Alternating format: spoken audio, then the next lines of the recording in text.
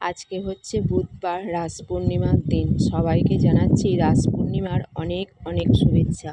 তো আজকে যেহেতু ভালো একটা দিন, তাই যাব হচ্ছে মা কঙ্কালী তলায় পুজো দিতে। আর আজকে হচ্ছে স্কুল ছুটি, মেয়ের তো টেস্ট চলছে মাধ্যমিকের। তো আজকে যেহেতু ছুটি রয়েছে, আমি তো এসেছি বোলপুরে এক দিদির বাড়িতে।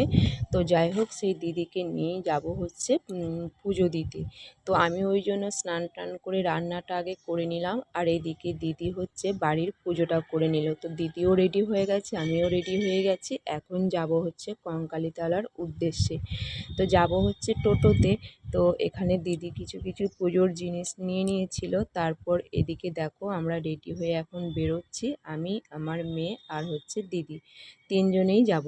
তো বাড়ি চলে গেছি, তো আবার কখন আসবো না আসবো, তো সেই জন্য দেখলাম যখন এসেছি একবার কঙ্কালীতলায় পুজোটা দিয়ে যায়।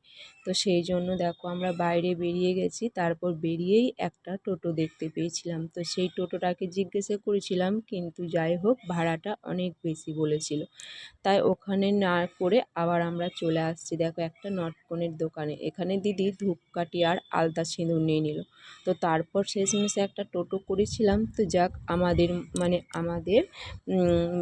যেরকম একটা আর কি ভাড়া হয়, তো সেরকম ভাড়াতেই একটা টোটো পেয়েছিলাম। তো আমরা এখন কঙ্কালীতলার উদ্দেশ্যে দেখো যাচ্ছি, শেষমেশ চলেও এসেছি। তো তারপর আমি তিনজনের ভাড়া দিয়ে দিলাম, আর এখন যাচ্ছি মায়ের মন্দিরের উদ্দেশ্যে। আমি, আমার মেয়ে আর দিদি অনেক দিন হলো এখানে পুজো করাতে আসিনি, তাই দেখলাম অনেক কিছু পরিবর্তন হয়ে গেছে। যেগুলো আগে ছিল না সেগুলো এখন হয়ে গিয়েছে। তো তারপর পুজোর জিনিস কিনে নিলাম। এখানে আমি আসি বলে একজনের সঙ্গে আমার জানাশোনা, তা সেই জেঠিমাটাকে আজকে কিন্তু দেখতে পেলাম না, তাই অন্য একটা দোকানে জিনিসগুলো নিতে হলো। তো যাই হোক, আমি পুজোর জিনিস মালা টালা সমস্ত নিয়ে নিলাম, আর দিদি কিন্তু মালা টালা বাড়ির থেকেই বানিয়ে নিয়ে গেছিলো। তো যাই হোক, দেখো এখন আমরা মন্দির চত্বরে উঠে পড়েছি। তারপর দেখলাম বেশ খুব একটা বড় লাইন নেই।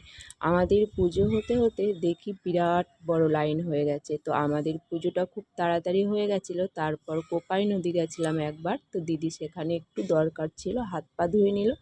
তারপর আমরা চলে এসেছি দেখো কঙ্কালীতলার মায়ের পিছন দিকে যে কুণ্ডটা থাকে, তো সেখানে একটু জল মাথায় ঠেকিয়ে নিলাম। তারপর আমার মেয়ে দেখো কপালে ফোঁটা নেওয়ার জন্য এক জেঠিমার কাছে গেল। তো সেখানে কিছু পয়সা দিয়ে কপালে একটা ফোঁটা নিয়ে এলো, আর আমি এখন মন্দির চত্বরে বসেই রয়েছি। তো তারপর আমাদের পুজো টুজো হয়ে যাওয়ার পর ভাবলাম আজকে ভালো একটা দিন, তো একটু দীপ জ্বালিয়ে দিই। তাই দুজনে দুটো প্রদীপ কিনে নিলাম এখানে জ্বালানোর জন্য। সবাই দেখলাম মোমবাতি ধূপকাঠি তো জ্বালাচ্ছে, তো আমিও এখানে প্রদীপ ধূপকাঠি জ্বালিয়ে দিলাম। আর এখানে